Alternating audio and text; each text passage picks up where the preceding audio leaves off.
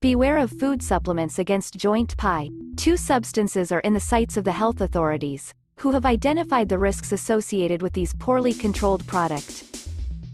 On food supplements, the alerts follow one another and look alike. A little less than 2 months after the Academy of Pharmacy, which was concerned about the dangers of laxative herbal products, here is the National Food Safety Agency, Anses, which warns about joint preparations. In a notice published this Friday, Anses advises against them for diabetics, asthmatics, those allergic to shellfish or patients treated with certain anticoagulants, those who must control their sodium, potassium or calcium intake, pregnant women and children.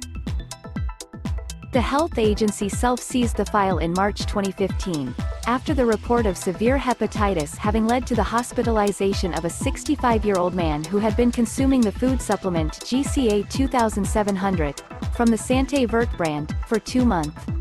In the offending tablets, turmeric as a selling point, but above all glucosamine and chondroitin sulphate.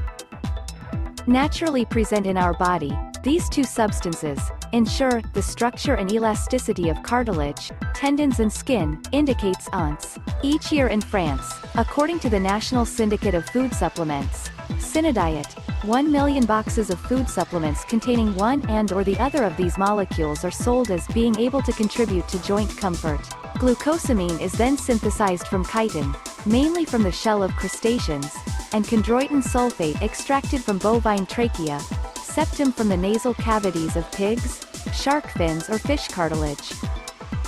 In 9 years, Anses has received 74 reports of adverse effects potentially linked to these two substances. Cases had also been recorded by poison control centers, by health authorities in Germany and Italy.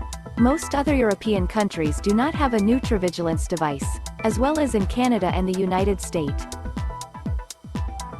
The possible adverse effects of these molecules were known, since they are used in drugs and as such have been the subject of toxicity study, but it was necessary to know whether they were likely to have the same effects at the doses at which they are present in food supplements, explains Emeric Doctor, from the Nutrition Risk Assessment Unit at Anses. Food is not a medicine, it should not be taken as such and should not cause adverse effects.